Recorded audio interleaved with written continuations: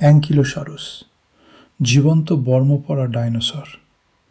ভাবুন, আপনি প্রায় ৬,৬০,০০,০০০ বছর আগে উত্তর আমেরিকার এক প্রাচীন ভূখণ্ডে দাঁড়িয়ে আছেন।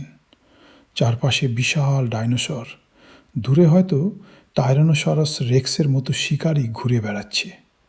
হঠাৎ গাছপালার আড়াল থেকে বেরিয়ে এলো একটি অদ্ভুত প্রাণী। শরীর নিচু, 4টি শক্তিশালী পা, পিঠ জুড়ে হাড়ের বর্ম, আর লেজের শেষে রয়েছে বিশাল একটি হাতুড়ির মতো ক্লাব। এটি কোনো যুদ্ধের যন্ত্র নয়, এটি একটি ডাইনোসর।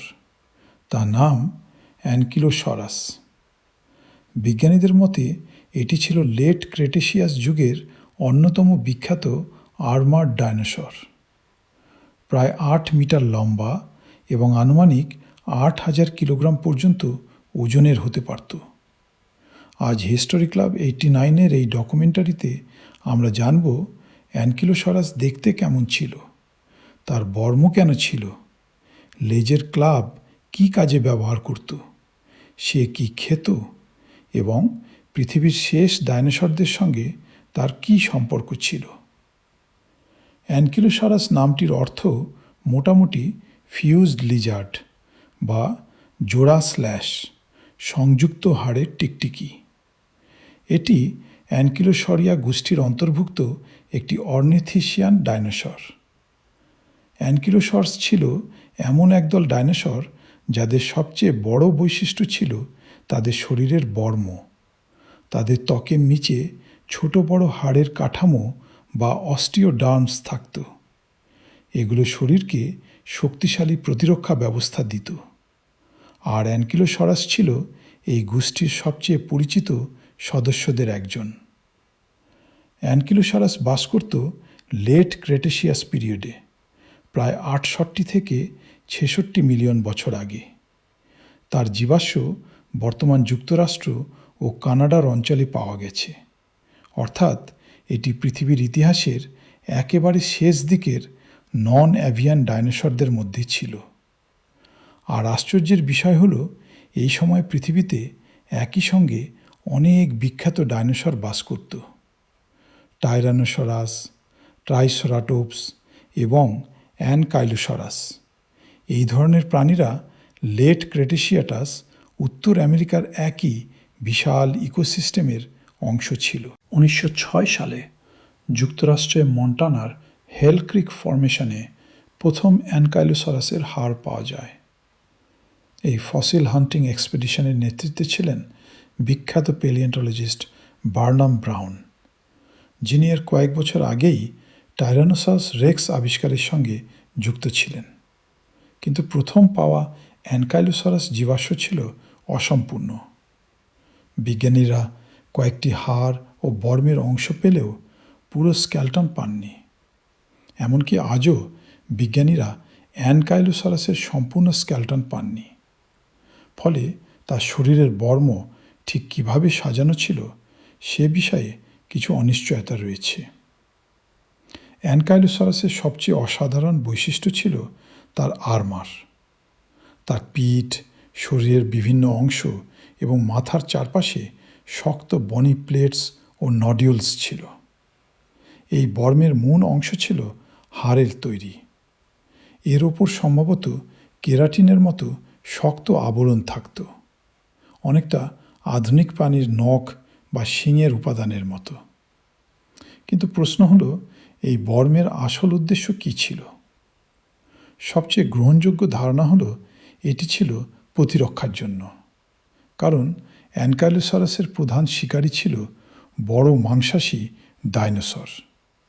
একটি বিশাল টি-রেক্স যদি আক্রমণ করে, তখন শরীরের বর্ম অ্যানকাইলোসারাসকে রক্ষা করতে সাহায্য করতে পারে।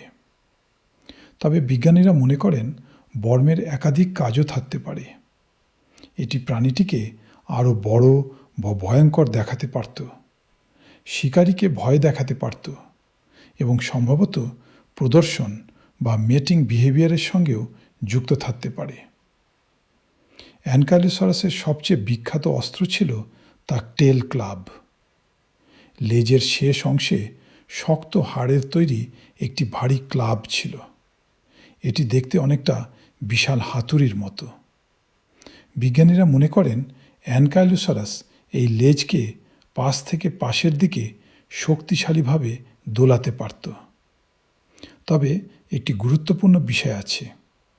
অ্যানকাইলোসারাস ছিল উদ্ভিদভোজী, তাই এই লেজ শিকার ধরার জন্য ব্যবহৃত হতো না, বরং বড় শিকারীর আক্রমণ ঠেকানোর জন্য এটি একটি শক্তিশালী প্রতিরক্ষা অস্ত্র হতে পারে।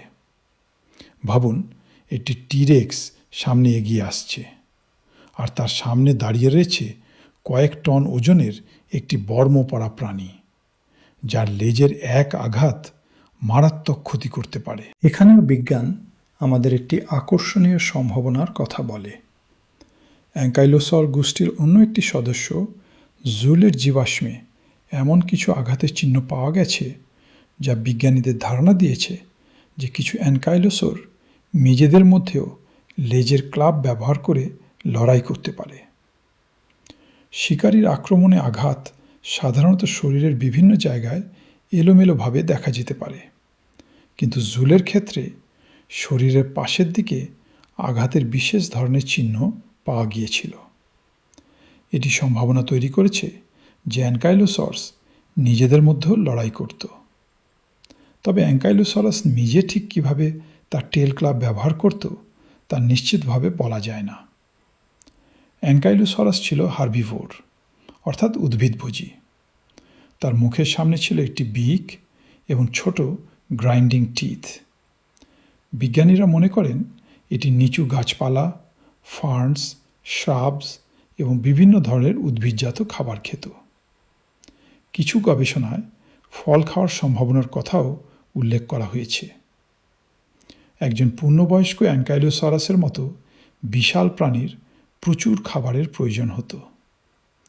ন্যাচারাল হিস্টোরি মিউজিয়ামের তথ্য অনুযায়ী তার প্রতিদিন প্রায় 60 কিলোগ্রাম উদ্ভিদজাত খাবার খাওয়ার প্রয়োজন হতে পারে।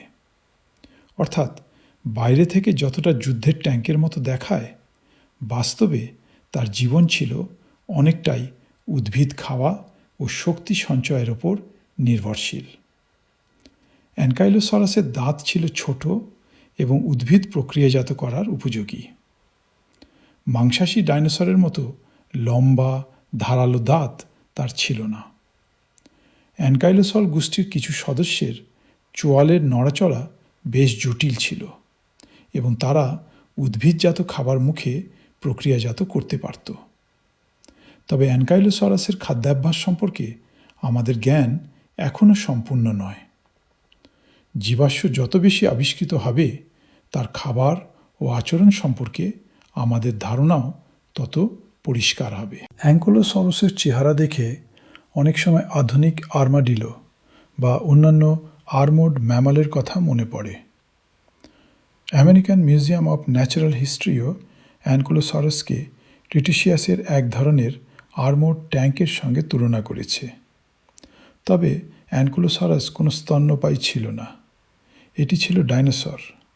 তার 4টি শক্তিশালী পা ছিল এবং শরীর ছিল প্রশস্ত ও নিচু। সম্ভবত সে দ্রুত দৌড়ানোর জন্য তৈরি ছিল না। তার আসল শক্তি ছিল বর্ম প্লাস বিশাল দেহ প্লাস টেল ক্লাব। অ্যানকোলোসরাসের শরীর ছিল ভারী এবং নিচু, তাই সাধারণভাবে মনে করা হয় সে খুব দ্রুত দৌড়ানো প্রাণী ছিল না। তবে প্রয়োজনের সময় স্বাভাবিক গতির চেয়ে দ্রুত চলতে পারত বলে ধারণা করা হয়। তার বেঁচে থাকার কৌশল ছিল অন্যরকম।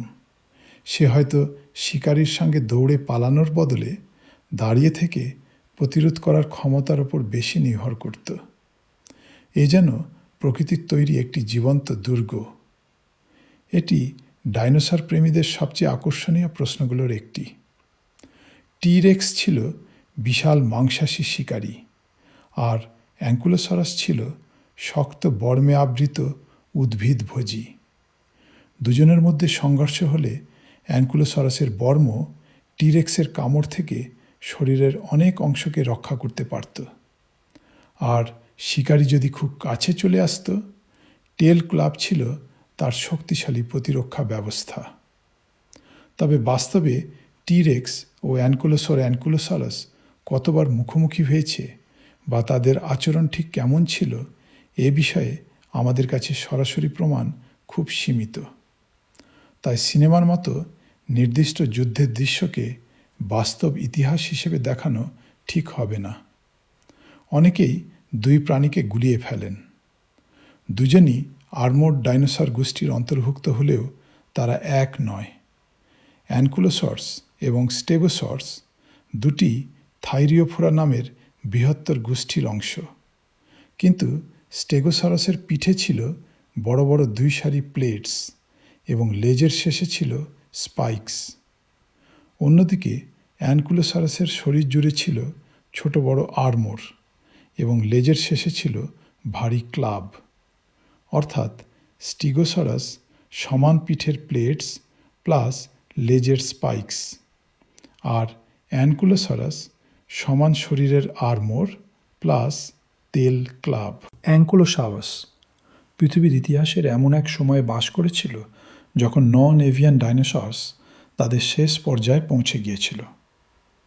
প্রায় 66 মিলিয়ন বছর আগে একটি বিশাল গ্রহাণুর আঘাত পৃথিবীর পরিবেশে ব্যাপক পরিবর্তন ঘটায়। এরপরেই ক্রিটেশিয়াস প্যালিওজিন মাস এক্সটিংশনের সময় নন এভিয়ান ডাইনোসরস পৃথিবী থেকে বিলুপ্ত হয়ে যায়। অ্যানকিলোসারাসও সেই বিলুপ্তির অংশ হয়ে যায়। তারপর পৃথিবীর ইতিহাসে শুরু হয় নতুন অধ্যায়। অ্যানকিলোসারাস আজ পৃথিবীতে নেই, কিন্তু তার জীবাশ্ম আমাদের জানায় বিবর্তন কত আশ্চর্যভাবে প্রাণীদের নিজেদের পরিবেশের সঙ্গে মানিয়ে নিতে পারে। একটি প্রাণী শিকারী না হয়েও নিজেকে রক্ষা করার জন্য বিশাল বর্ম তৈরি করতে পারে। তার লেজ পরিণত হতে পারে একটি শক্তিশালী প্রতিরক্ষা অস্ত্রে, আর তার শরীর হয়ে উঠতে পারে প্রকৃতির এক অসাধারণ এভলিউশনারি ডিজাইন। অ্যানকিলোসারাস ছিল না পৃথিবীর সবচেয়ে দ্রুত ডাইনোসর, ছিল না সবচেয়ে বড়, ছিল না সবচেয়ে ভয়ঙ্কর শিকারী, কিন্তু তার ছিল এমন একটি প্রতিরক্ষা ব্যবস্থা যা তাকে ডাইনোসরের ইতিহাসে অনন্য করে তুলেছে। শরীর জুড়ে বর্ম, নিচু শক্তিশালী দেহ এবং লেজের শেষে বিশাল ক্লাব, অ্যানকিলোসারাস ছিল সত্যি এক জীবন্ত ট্যাঙ্ক। আর তার গল্প আমাদের একটি গুরুত্বপূর্ণ বিষয় মনে করিয়ে দেয়। প্রকৃতিতে বেঁচে থাকার জন্য সবসময় সবচেয়ে শক্তিশালী আক্রমণকারী হতে হয় না। কখনো কখনো সবচেয়ে ভালো প্রতিরক্ষাই হতে পারে সবচেয়ে বড় শক্তি। আপনি দেখছিলেন হিস্টোরি ক্লাব 89। অতীতকে জানুন, ইতিহাসকে প্রশ্ন করুন, আর পৃথিবীর হারিয়ে যাওয়া প্রাণীদের গল্পকে নতুন চোখে দেখুন।